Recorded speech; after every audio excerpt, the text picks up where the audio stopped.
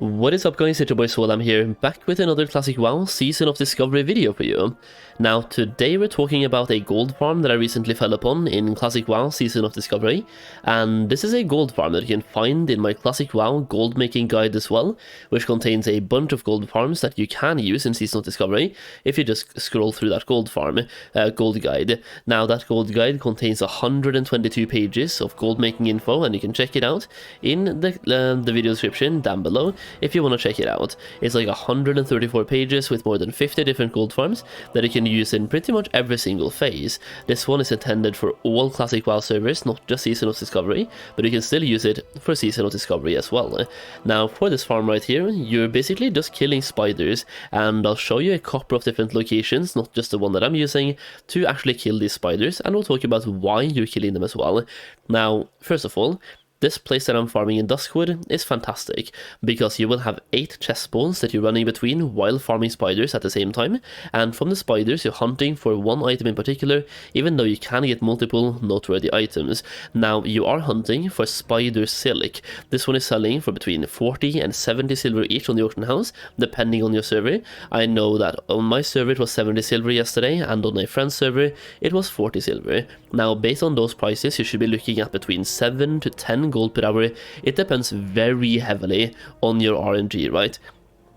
Now on top of just that, you can also get greens, and you get those from both the mobs and the chests you're looting, and this is like the perfect area to be farming for greens. You can get greens and blues between level 18 and level 24, even up to level 25, it really just depends on the item you're looting. And for example, I looted an item here, a blue level 20 one-handed mace, which is selling on the auction house for 11 gold on my server. Now I usually don't count those into the gold per hour, but in this case, that would be 10 gold per hour plus 11, so 21 gold per hour if you loot a blue, and count greens on top of that as well. Like if you roll a green with perfect stats, if you get like bracers with only plus agility, then you're talking, or like anything with plus agility, or anything with plus strength, or anything with plus stamina for tanks, right? You can roll greens with perfect stats and sell them for a hefty chunk on the auction house, and this is the perfect place to farm for exactly that, because you're getting a steady baseline amount of gold per hour while farming for more things. Now what I really enjoy is farming mobs and getting chests at the same time, because chests have an increased chance of giving you both greens and blues at the same time. Now another reason why I'm farming here is to get the crates for the reputation as well at the same time, the Azeroth Commerce Authority, and they can both drop from the mobs, and they also have roughly a 70% chance to drop from chests, based on my experience at least over here, so 70% chance to drop from chests. And I also have a video about how to cheese this reputation and farm several crates instead of doing them one by one. So if you haven't seen that one, it's on my channel. It's probably the 3rd most recent video at this point that you can check out for a quick tip and trick and advice on how to farm those. But the farm itself is really fantastic. It's baseline gold per hour, you're hunting for greens and blues on top of that, and you're also getting reputation for a rune at the same time. You're multitasking, you're hitting 2 birds with 1 stone. On top of that, I would really recommend having herbalism and mining while doing this farm. Now while farming here, I found so many Briarthorn that I personally was not able to pick up, which really hurts my soul, especially knowing how much both Briarthorn and Swift Thistle sells for on the auction house. You can easily add another 5 gold per hour onto the farm just by having one of those professions, in this case that profession being herbalism.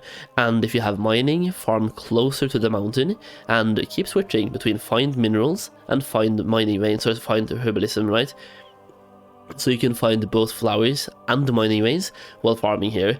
There's a bunch of mining veins spawning in the mountains, both silver, tin, and I think even gold, but don't quote me on that, but definitely silver and tin can spawn here. So you can get like a bunch of gold. Even iron, I believe, can spawn in this area. So if you have herbalism and mining, this is absolutely probably one of the best farms you can do, combining mob farming, chest farming, herbalism farming, and mining farming in one area. Now let's talk about several locations you can do this farm in, like the same place kind of, or like do the same farm in different places but using the same strategy.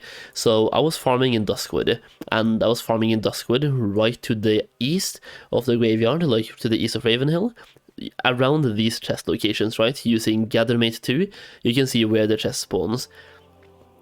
So I was basically going from the bottom chest, checking all the chests on the way up, walking back down again, and doing this like in a circular fashion, pulling all the mobs I can find. And when you're close to the mountain, you can get those mining veins. Alternatively, if you don't have mining, you can also do it on the left side. There's a bunch of spiders here, but there are also some wolves. One of the key benefits of being to the right is that all the mobs around you will only be spiders all the time. Now, if you don't want to farm here, you can also farm in wetlands. In wetlands, both inside this cave and outside this cave, if I scroll in, this cave right here, inside and outside this cave, you will have a bunch of spiders that you can also farm for the same material, once again, spider silk, and also this chest inside the cave, right? So you're using the exact same strategy in a different place to farm for the same things. So let's talk about why you should do this farm, or think about doing this farm, and the reasoning why is very simple. These spider silk is used in crafting spider silk boots, and spider silk boots is used in further crafting the extra planar spider silk boots, the new epic boots that we can get access to, that cloth users and casters definitely want to have. If you hover over this one, this will be best for the entirety of phase 1, so anyone playing a caster, they want to use this, and you have to have tailoring to use it, so like you have to craft it yourself, but you can also make gold by making the spider silk boots and selling those to other tailors. The point is, casters will need one pair of boots, and you need 4 spider silk to craft one pair of boots, causing a massive demand for this item, and the actual gold value of certain items will always be based on supply versus demand. In this case, the demand is 4 silk per person that uses cloth. Whether you're a tank, whether you're like a actually a tank, a warlock tank, like whether you're a tank, healer, DPS, you want to have epic boots. These are the best boots you will be able to get, giving you stamina, intellect, and spirit, giving you a reduction to all damage taken as well by 30%, giving you increased damage and healing done by up to 7, and improves your chance to hit with spells and melee attacks, and ranged by 1%. So once again, these boots, absolutely insane, right? So you want to have these either way, and that's why you really want to farm for the spider silk, and it's why it's going to be in demand for pretty much the entirety of phase 1, even as people level up alts. If you have like a cloth alt, this, you want to get this, even if it costs you 5 gold or something. Let's just say it's 5 gold, that's 5 gold per person. So yeah, it's like an endless demand cycle basically. Now, a couple of last minute advice here is to just play a class that can AoE farm if you want to be like very efficient. I feel like warlocks are really good, being in metamorph form. I can pretty much chain pull 24/7 back to back to back, using dot damage over times, and also healing myself with Drain Soul, which is like, it's a dot on the target as well. Hunters are insane, mages are also insane, using Living Bomb and Living Flame are also insane at this farm, but really, anyone can do this. The only thing is, like, once again, if you really want to be in max here and make as much gold as possible, I would recommend having herbalism and mining. Now, that's the video. I just wanted to talk about this gold farm. This is the 4th gold farm I'm highlighting for Season of Discovery. Once again, my gold guide contains way more, and we only have 4 so far that I've been highlighting, so if you want access to all the other ones before I talk about them, well, check out the guide. It also helps support me quite a lot. So either way, thank you for watching the video. Hopefully this helps you make a real, like, a lot of gold in Season of Discovery. I know questing at level 25 also gives you gold, but you can only do so many quests, right?